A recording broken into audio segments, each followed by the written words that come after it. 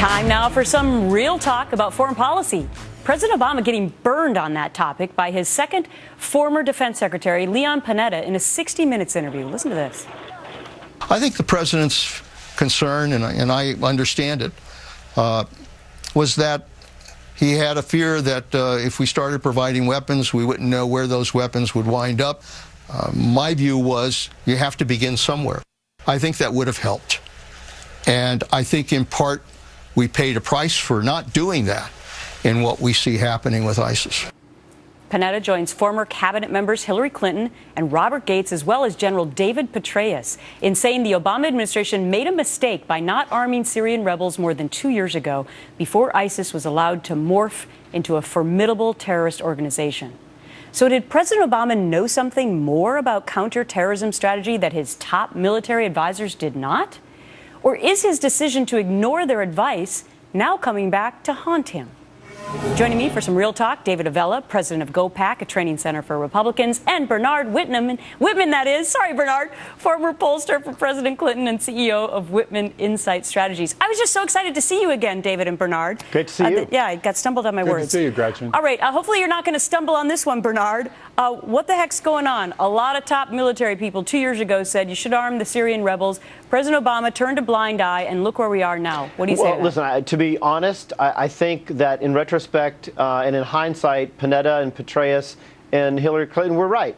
Sometimes you get the call wrong, and I think particularly when it comes to making decisions about military investment and engagement based on intelligence, it's very, very difficult. I'm hopeful that we won't be paying the price 10 years from now for making the wrong call back then. We're paying the price right now. As we are now for making the wrong call that was made by George W. Bush and getting us into Iraq in the first place, which is a major reason why we're in this situation to begin with. We're not talking about George W. Bush today. We're talking about President Obama and the decisions that he made to not listen to his military advisors. David. You know, we've now reached the point, Gretchen, where even Democrats don't want to defend this president's policies. And we're also highlighted by Bernard's comments.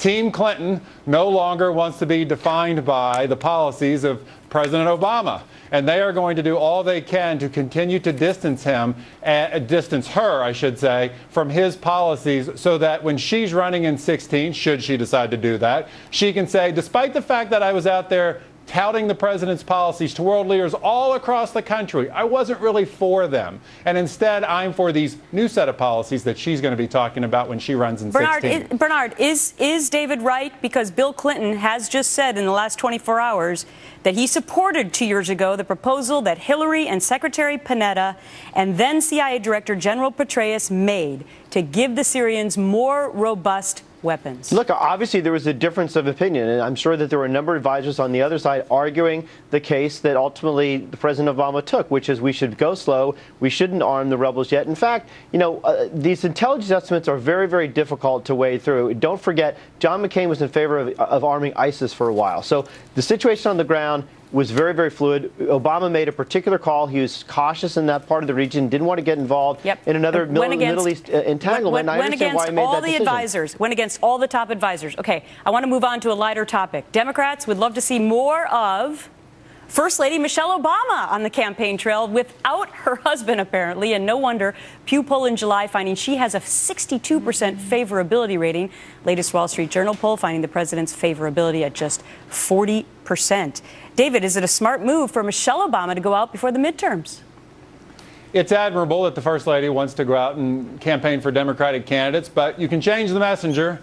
You can't change the message that she has to tout. And it is a message that increasingly Americans don't like, don't want, and are going to reject this November.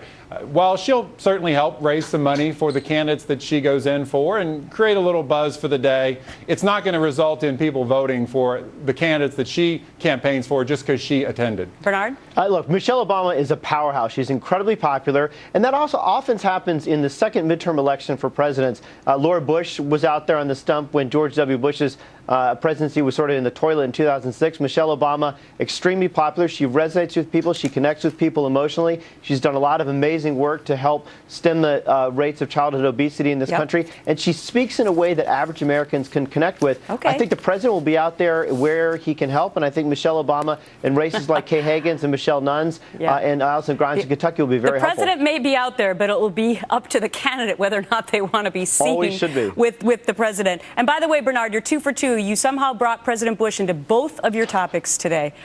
David and Bernard, thanks so much. Thank you.